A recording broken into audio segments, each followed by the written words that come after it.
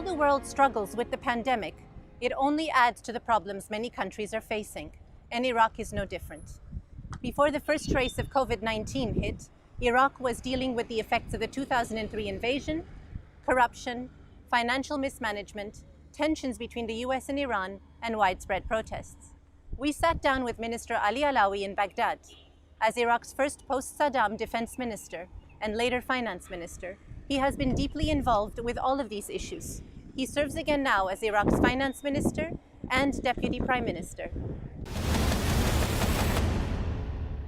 This is not your first time serving in the Iraqi government.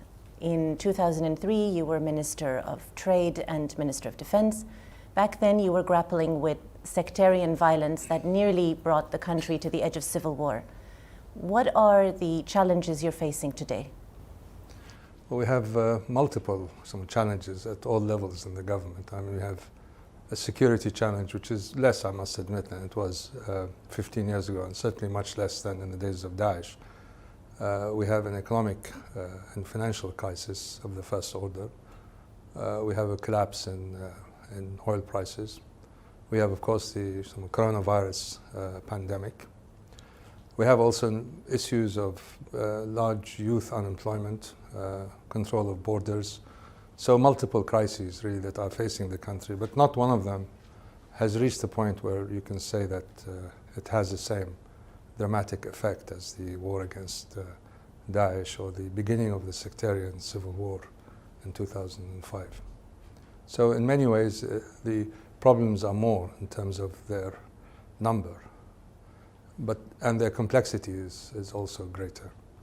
And it requires, I think, a great deal of effort and systematic coordination to tackle them so that not one of them grows into becoming what I would call an existential problem. Shortly after you took office, you announced plans to diversify Iraq's economy, wean the country off its reliance on oil sales.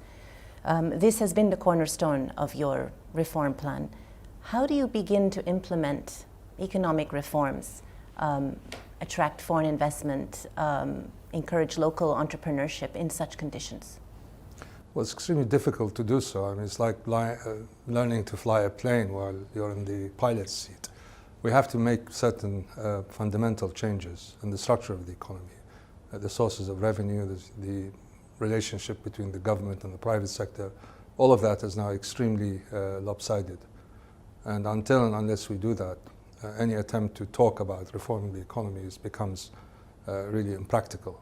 So we have to look at the underlying causes why we have inherited this kind of structure and what we must do about it. Because if we continue along this line, it's very, very difficult to see how we can have sustained economic growth and job opportunities created for our youth. So we have to tackle the problem at its root.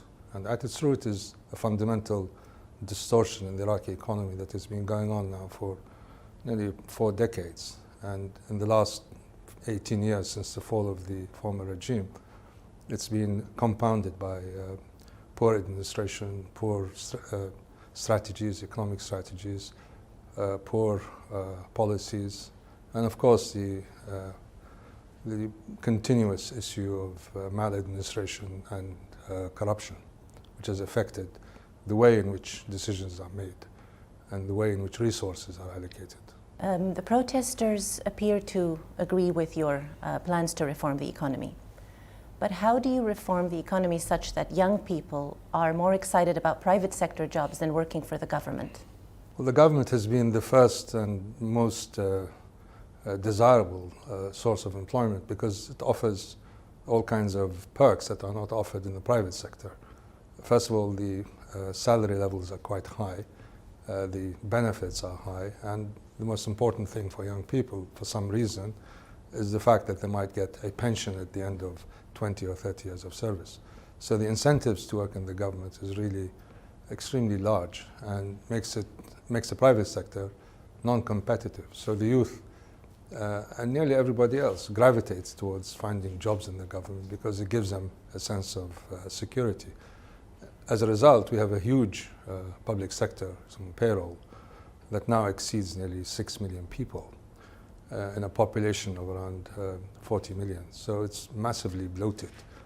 And most of the demands now by demonstrators and so on is to get jobs in the public sector because of the incentives to work in the public sector. But the other side of the coin is that we have extremely poor productivity, and the output of the public sector is really very, very poor given the resources committed to it. And this situation cannot be sustained for much longer. So we need to tackle this. It's one of the root issues of the problems in Iraq, is that the revenue is based on oil. Oil is subject to all kinds of amplifications and ups and downs.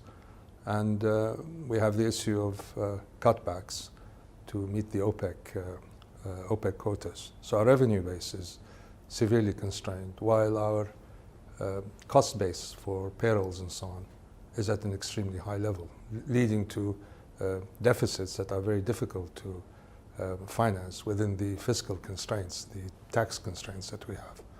Walk us through some of the highlights of your reform program, and how soon before there are tangible results? Has the pandemic slowed down your timelines? Well, the pandemic obviously creates another issue for us, because apart from the issue of public health and so on, we have the issue of how it affects the economy, and an economy that is already extremely fragile. So it's affecting the employment rate, it's affecting the work in the informal sector. Nearly 70% of economic activity in Iraq outside of the public sector is in the informal sector. And if you have lockdowns and travel bans and so on, it creates a very unfavorable environment for people to earn a living. So the mix of issues that we face right now makes it problematic to introduce a radical economic reform plan and expect very quick results. So I think that within a 2 to 3 year horizon, the effects of these reforms, if they're maintained and sustained by subsequent governments, would have, I think, a strong effect in changing the axis of the Iraqi economy. I think beyond that, what we need to do is to create the new basis for economic activity that would then be the platform upon which economic growth can be based. And I think to do that, we need a 2 to 3 year time frame before these reforms set in and take on a permanent feature.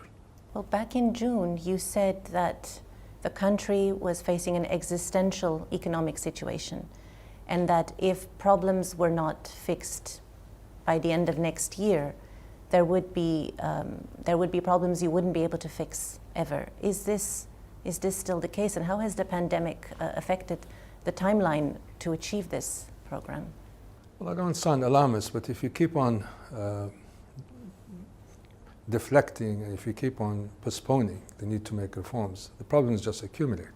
We have around us some countries that have faced economic ruin because of their unwillingness or inability to undertake reforms. Lebanon is a case in point.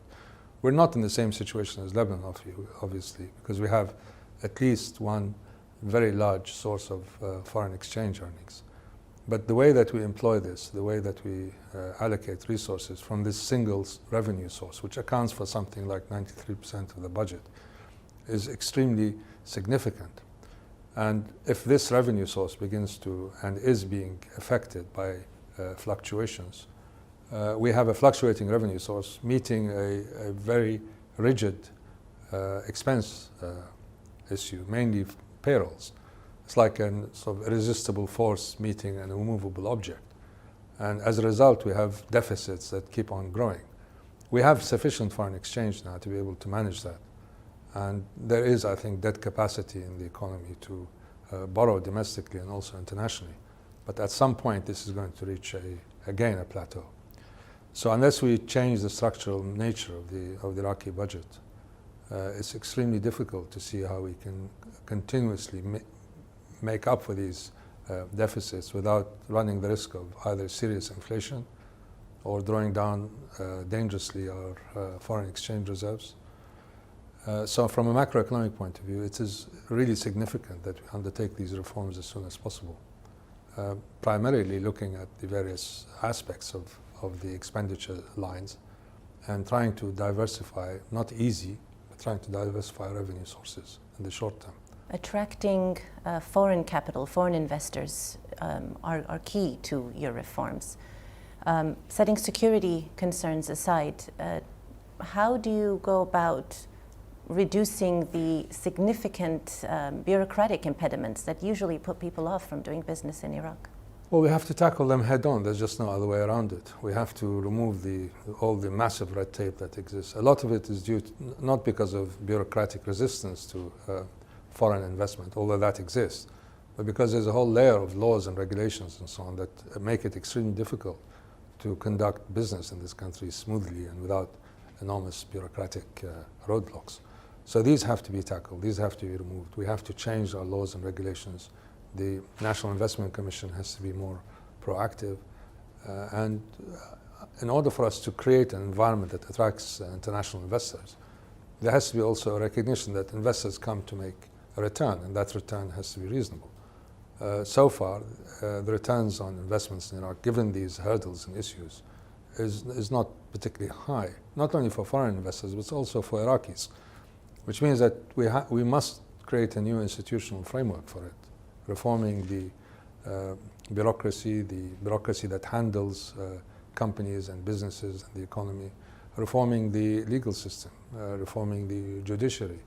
All of these things are necessary to create an environment, improving the banking system, which is also problematic here, creating an environment that would attract and maintain a high degree of investment in this country. Can you speak to the programs being discussed with the World Bank and the IMF? How much hope do you have in these institutions? Well, the IMF, as you know, helps when it comes to short-term budgetary issues, foreign exchange crises, international indebtedness and so on. We're in constant discussions with them. We may find that we probably need a kind of what is known as an SBA, a standby arrangement, that would allow us to draw on support from the IMF, not for just financial reasons, which may not be necessary, but really to create the reform structure to allow us to undertake the necessary reforms supported by international agencies. The World Bank is different. I mean, the World Bank is prepared to support us from a budgetary point of view, but they're more important in terms of project finance and project development. And we're working on them to maintain the level of public investments in areas that have high social impact. So we're working with the World Bank to create a series of large-scale projects with a large social component to take the edge off the issues that we might face from reducing the budgetary expenditures and from the issues that we have of unemployment and so on. So the programs of the World Bank are mainly, or will mainly focus on the mobilizing the social aspect and improving the income of the poorest paid in this country, or the poor generally.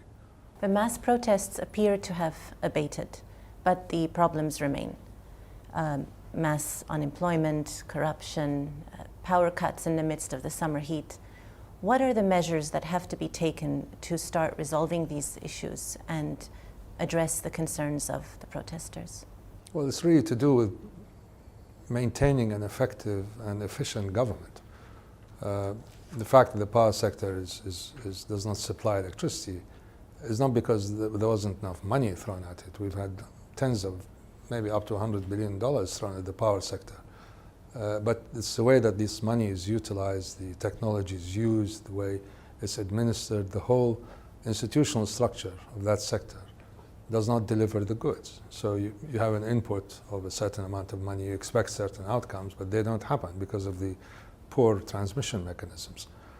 And this is affecting the way not only services in terms of electricity and power, but also in water, in terms of education, health, across the board. The performance of the Iraqi government is extremely poor by international standards. And if we don't increase the effectiveness and efficiency of government, we will not be able to provide services, which means that a lot of these services can also be provided by the private sector, but which they have, for example, in the power sector. There are a number of large IPPs, independent power producers, coming up. But they only respond to market incentives, and if the pricing is right, then they will invest. So we're now looking very carefully as to how we can move large sectors of what were before in the purview of the government, moving them onto the private sector. And we hope that a more focused, more productive, more efficient provision of these services through private operators would remove some of these issues, bottlenecks and so on. Of course, you can't do that on every sector, but where it's clear that you can have power, definitely, water, perhaps, educational services, certainly, and so on down the line. But they of course dovetail into the issue of having the proper environment to attract and maintain this kind of investment. So all of these issues are interlocking with each other. What the demonstrators want, above all, I think, is a responsible, efficient, and accountable government. And they also want jobs. They're two different issues. Jobs used to be provided by the public sector until about a few years ago. We just cannot afford to continuously give jobs to people who are unemployed. They just join the government payroll, receive a salary, and don't show up or work very little. Their productivity is extremely low, and it's basically condemning them to a life of really dead-end jobs. If I was a young person, of course I would try to look for financial security, but at the same time I want to see where this thing is going to end up. I don't think there's much work prospects in a government office that's bloated and has 10 times more people than it needs. So we have to address these problems. There's a whole, as I said, an intricate web of interlocking issues that cannot be disentangled overnight. We need patience, and we need the support of our people to be able to do that. What would you tell these protesters if you met one of them? What would you give him what word of advice would you give them? Well, the usual, I don't want to give them platitudes, go and get a job in the private sector, because it doesn't exist. All I can tell them is that we're all in the same boat together, and we have to create the environment to lift this country out of its conundrum. It's no different. What would you tell a person coming out of the rubble of Europe in 1946? We need to get to work to change the environment of this country. We can't just expect the government to resolve these issues, given that the government has only one single source of revenue, which is extremely fragile. So, of course, a young person will feel somehow left out because they're not part of this equation. But this is reality, and I would like them to share in the problems. Now, there's a lot of programs that we're thinking of doing, and we will do. Public works programs and so on that would soak up a lot of this unemployment. And I hope there will not be dead-end jobs, so that there will be jobs that would have some kind of prospects in future, jobs with some training, some kind of uplift in their skills and so on. We're now putting these two together, a bit of patience. The government will continue to maintain some kind of basic safety net when it comes to social security and to the food basket. But we need time to provide good, meaningful, relatively well-paying jobs. And for that, the people have to accept that we are in this mess because of very poor administration and mismanagement over the last, I think, several decades, but accentuated in the last 18 years. In the past few months, you have been on official visits to Saudi Arabia and Iran. A delicate balance between two regional powers fighting for influence in your country. What was the outcome of these meetings? The outcome, I think we have to insist that this country is independent, that this country is sovereign, that this country formulates its foreign policy on the basis of its interests. We want to also reduce, perhaps we can't eliminate in the short term, direct foreign interference in our political process. This is something that exists, which is undeniable. It's a process of clawing back, I think, our sovereignty and our ability to take decisions autonomously. And that requires time. This country has been a playground for foreign powers for a very long time, ever since the disastrous policies of the former regime. It opened up the country to foreign interference. Now, to extract ourselves from that requires, I think, not only will on our part, but also a willingness on the other parties to accept that this country cannot and will not continue as a battleground for foreign interests here, even though some of them are neighbors and friendly. So it's a question of clawing back. It's a question of political culture. It's a question of cutting the links between our political class and its reliance on foreign patrons. This will take time. In 2007, you wrote an article for The Independent in which you outlined a blueprint for peace in Iraq. You advocated for devolution or decentralization and called for a regional economic and financial integration plan. Do you still stand by this prescription for Iraq's ailments? I think not only do I stand by it, I think it's become essential for our survival and for the region. The region has been torn apart, and it's no different really from Europe after World War II. It's been torn apart by internal struggles and by foreign powers playing around, and by admittedly extremely cynical political class that has destroyed the integrity of several countries. Now, this can only be done, I think, by there has to be internal reform through devolution of power, which means that we may have to restructure the power relationships in this country in a fundamentally different way within the geostrategic unit that is called Iraq. But Iraq is not an island upon itself. It has to be linked to other countries here. And the only way for this whole region to move is to create much closer links between the various units here.